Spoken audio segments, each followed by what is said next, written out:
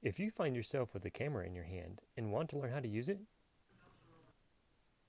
please subscribe to this channel, like the videos, comment below. Hey Photos family, when I was talking about the fireworks, I was talking about a framework that I used, and I realized that I've been fitting better into my sessions because of how I can shoot the photograph to a better standard. Starting with ISO, then detailing in my head shutter speed and what the aperture should be, so we have what should be in focus is in focus.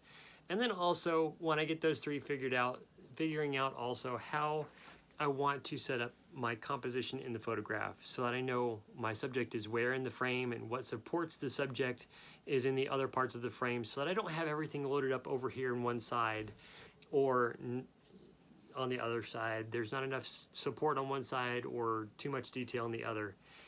How do I fit all that together so I tell the story properly and nothing is drawing attention or making the viewer feel like they're pulled over to one side and they really should be looking at the other?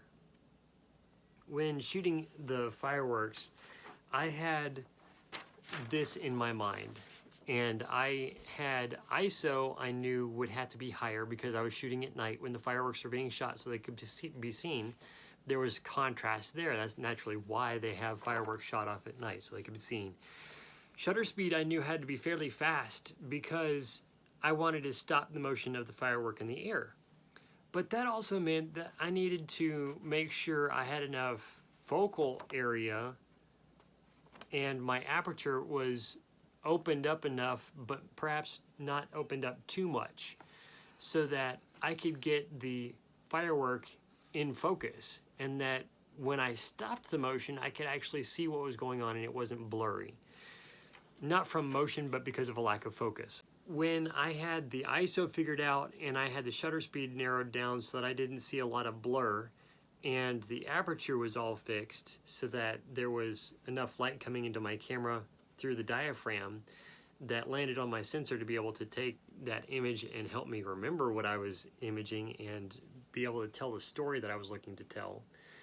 I wanted to figure out also, how do I frame the fireworks so that they rise up to the top of the frame, but I don't catch too much of the horizon down below.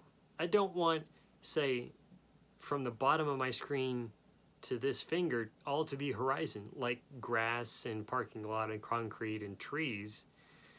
I want perhaps that much to be horizon, so that way I have more than this to capture the firework. It happened to work out beautifully. I wasn't exactly sure from where I was positioned how high the fireworks would be in the sky.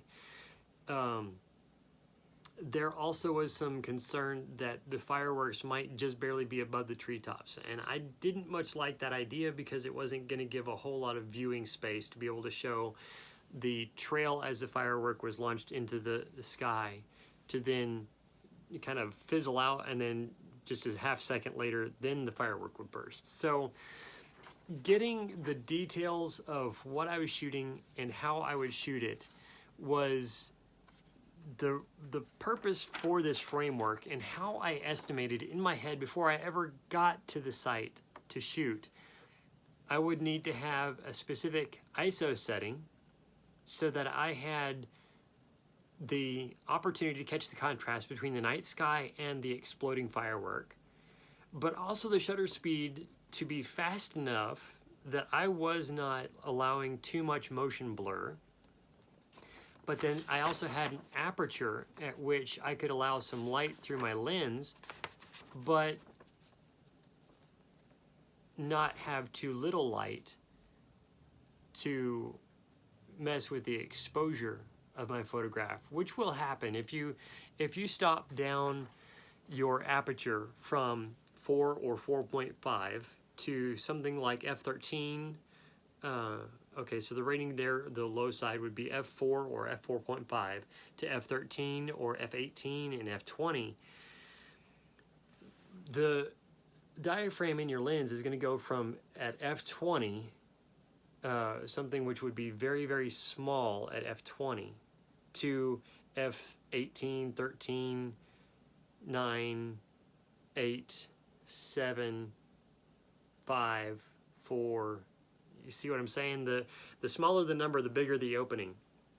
And because of the physics, which we won't get into, of why that is, the wider the diaphragm is open, the more directions the light can get into your lens and then impact, quote unquote, impact your camera sensor. So then there's going to be less capability for your camera with basically one eye looking at the firework to tell what distance that is. And so it's going to have a smaller area in which it can focus properly, just because of the physics of it and the whole detail there.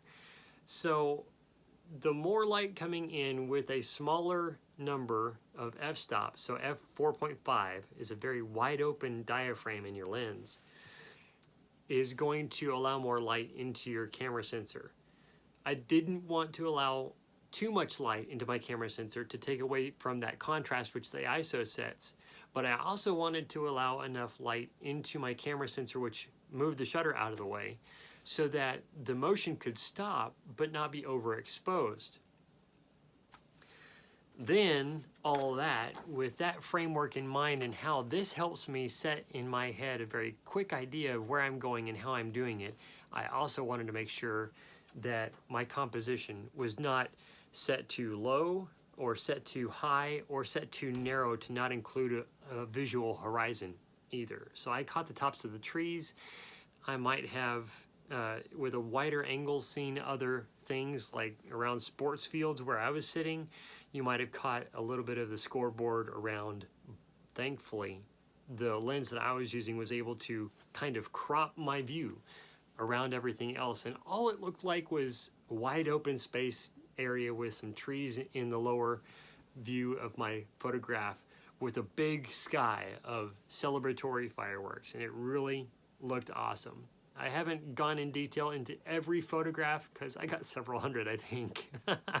But what I did see, and having downloaded them, they look pretty awesome. And the other detail in all this too, not just getting your settings right, but opening the shutter at the right time.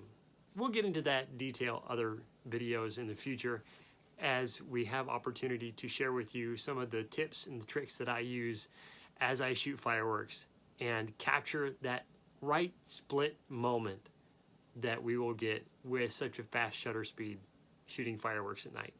Thank you so much for watching. Give us a comment down below, like the video. If you want to join our Photos family, we would love to have you. Just do so by subscribing. Thank you so much. God bless.